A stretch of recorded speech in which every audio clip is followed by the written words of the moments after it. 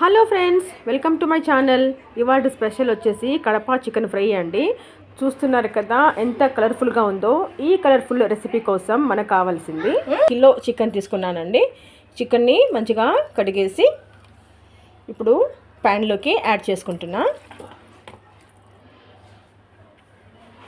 ఈ చికెన్లోకి సన్నగా తరిగి పెట్టుకున్న ఉల్లిపాయ ముక్కల్ని యాడ్ చేస్తున్నా.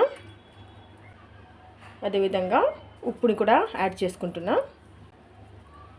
పసుపుని యాడ్ చేసుకుంటున్నా. ఒక పెద్ద స్పూన్తో ఆయిల్ని యాడ్ చేసుకుంటున్నా.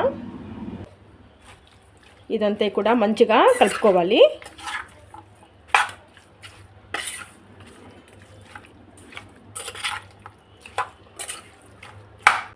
ఈ విధంగా చికెన్ అంతా కూడా కలుపుకున్న తర్వాత ప్యాన్ని స్టవ్ మీద పెట్టుకోవాలి. స్టవ్ మీద ప్యాన్ పెట్టుకున్న తర్వాత ఈ విధంగా చికెన్ అంతా కూడా ఒకసారి కలిపేసి మూత పెట్టి ఒక 10 నిమిషాల వరకు సిమ్లో ఉడికిద్దాము. చికెన్ ఉడికేలోపు మరి ఫ్రై కోసం ఏం కావాలో చూసేద్దాము. ఇక్కడ నేను 3 పెద్ద సైజు ఉల్లిపాయలు ఈ విధంగా పొడుగా కట్ చేసి పెట్టుకున్నాను. ఇవన్నీ కూడా ఈ విధంగా విడివిడిగా చేసుకుందామండి. ఇలా విడివిడిగా చేసుకుంటే ఫ్రై అనేది తొందరగా అయిపోతుంది.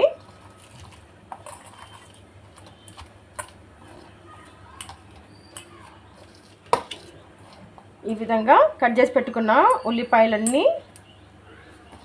పొడిగా చేసుకోవాలి. ఇందులోకి పొడుగ్గా కట్ చేసి పెట్టుకున్న ఒక 4 పచ్చిమిర్చిని యాడ్ చేసుకుంటున్నా. కరివేపాకుని కూడా యాడ్ చేసుకుంటున్నా. ఫ్రైకి కావలసిన ఇంగ్రీడియంట్ అయితే ఇక్కడ రెడీగా ఉందండి. ఇక నెక్స్ట్ ప్రాసెస్ వచ్చేసి ఇప్పుడు చికెన్ ఉడికిందో లేదో ఒకసారి చూద్దామండి. చికెన్ ఉడకబెట్టేటప్పుడు నేను వాటర్ అసలు యాడ్ చేయలేదండి. వితౌట్ వాటరే నేను బాయిల్ చేసుకుంటున్నా. చూడండి, ఈ విధంగా చికెన్ అయితే బాగా ఉడికిపోయింది. ఇప్పుడు ఈ చికెన్ని మనము వేరే పాత్రలోకి తీసుకుందాము. ఉడికించిన చికెన్ని వేరే పాత్రలోకి తీసుకుంటున్నా. ఇదే ప్యాన్ని స్టవ్ మీద పెట్టుకొని నెక్స్ట్ ప్రాసెస్కి వెళ్ళిపోదాము.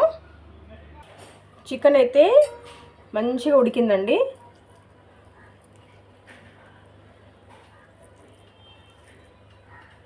చూడండి ఎంతో సాఫ్ట్గా ఉడికిందో.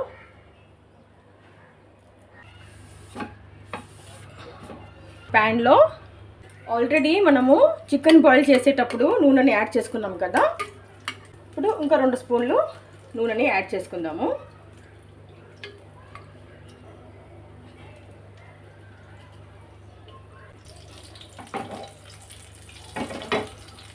ఉల్లిపాయ ముక్కలు, పచ్చిమిర్చి చిలుకలు, కరివేపాకుని ఆయిల్లోకి యాడ్ చేసుకుంటున్నాం. ఉల్లిపాయలు మంచిగా రెడ్గా అయ్యేంత వరకు ఫ్రై చేసుకోవాలి. అప్పుడే చికెన్కి మంచి ఫ్లేవర్ అనేది వస్తుంది.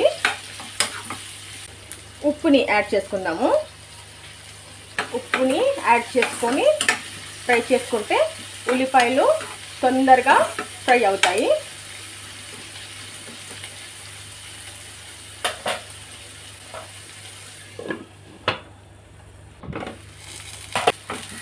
సో ఆల్మోస్ట్ ఆనియన్ అయితే ఫ్రై అయిపోయిందండి.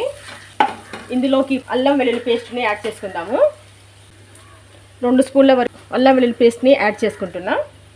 ఈ అల్లం వెల్లుల్లి పేస్ట్ అంతే కూడా ఒకసారి ఈ విధంగా కలుపుకొని 1 నిమిషం ఫ్రై చేసుకుందాము.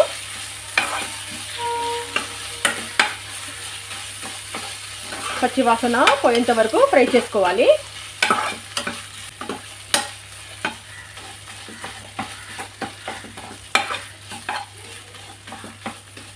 ఇందులోకి కారం పొడిని యాడ్ చేసుకుంటున్నా.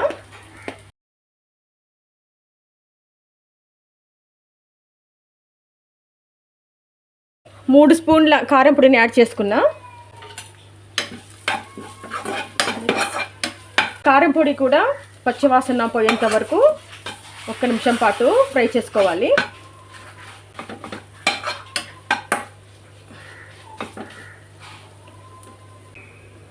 చికెన్ ఉడికించిన వాటర్ ఉంది కదండి, అంటే నేను వాటర్ వేయలేదు.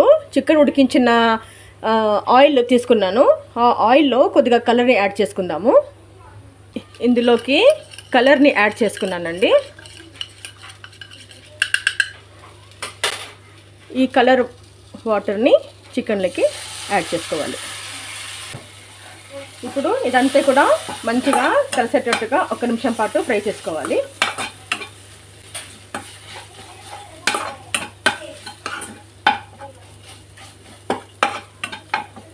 ఉడికించిన చికెన్ని ఇందులోకి వేసుకుంటున్నా. ఇప్పుడు ఇదంతా కూడా మంచిగా కలిసేటట్టుగా కలుపుకోవాలి.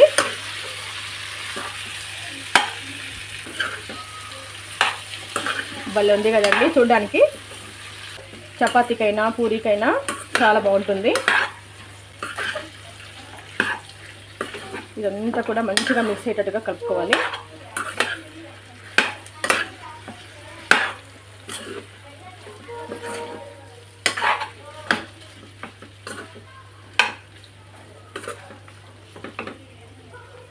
మూత పెట్టి ఒక 5 నిమిషాల వరకు సిమ్లో ఫ్రై చేసుకోవాలి.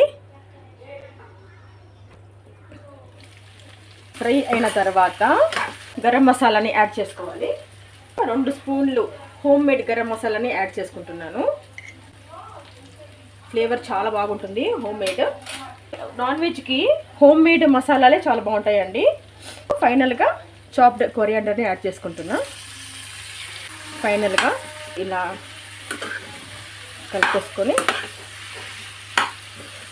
ఉప్పు బాయిల్ చేసేటప్పుడు కూడా వేసాను, ఆనియన్లో కూడా వేసుకున్నాను.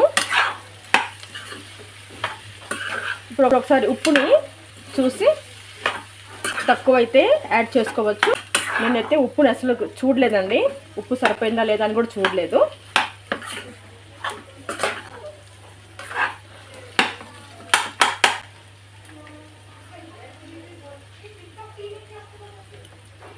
కరెక్ట్గా సరిపోయిందండి.